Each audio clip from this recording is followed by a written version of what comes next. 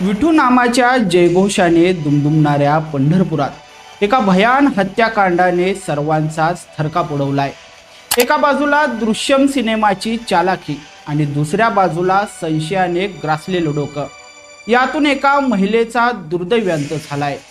या कथेचा नायक म्हणा किंवा खलनायक हरी सर्वदे याने आपल्याच हाताने आपला सुखाचा संसार हा राखेत मिळवलाय।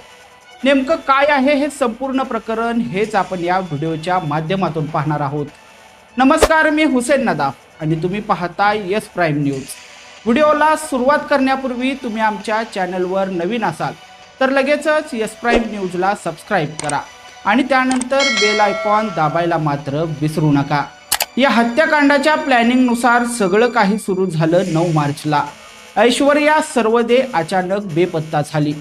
लोकांच्या नजरेत ती वॉटर पार्कला फिरायला गेलेली होती, कारण तिच्या मोबाईलवर तसा स्टेटस झळकत होता। पण कोणालाही कल्पना नव्हती की हा स्टेटस ऐश्वर्याने नव्हे तर तिचा खून केल्यानंतर खुद्द हरीनेच ठेवला होता। पोलिसांच्या दप्तरी ऐश्वर्या बेपत्ता असल्याची नोंद झाली, पण हरीच्या मनात मात्र एक वेगळीच स्क्रिप्ट शिजत होती। काही दिवसातच पंढरपूर पासून 10 किलोमीटर अंतरावर एक बेवारस मृतदेह सापडतो आणि तपासाची चक्र वेगवान होतात। तो मृतदेह ऐश्वर्याचाच असल्याचं निष्पन्न होतं आणि या प्रकरणाला एक वेगळं वळण मिळतं। सुरुवातीला हा केवळ एक अपघाती मृत्यू किंवा आत्महत्या वाटत होती, मात्र पोलिसांची तीक्ष्ण नजर हरी सर्वदेवर खेळलेली होती।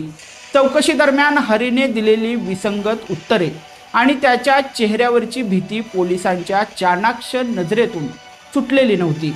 जेव्हा पोलिसांनी आपला खाकी वर्दीचा हिसका दाखवला तेव्हा हरीच्या धैर्याचा बांध मात्र फुटला गेला आणि त्याने आपल्या पत्नीची ऐश्वर्याची हत्या केल्याची धक्कादायक कबुली दिली। हरीच्या डोक्यात संशयाचं भूत इतकं शिरलं होतं की त्याला ऐश्वर्याच्या प्रत्येक हालचालीत कपट दिसत होता। ऐश्वर्याचे अनैतिक संबंध आहेत आणि तिचा प्रियकर आपली हत्या करेल या भीतीने हरीने आधीच तिचा गेम वाजवण्याचा भयानक निर्णय घेतला। चॅटिंगचं वेड आणि संशयाचं जाळं यात एक तरुण आयुष्य संपलं। दृश्यम सिनेमाच्या स्टाईलने मृतदेहाची विल्हेवाट लावून कायद्याला चकवा देऊ पाहणारा हरी आता पोलीस कोठडीच्या गजाआड पोचलाय। संशयाच्या एका ठिणगीने अख्खा संसार जळून खाक झालाय।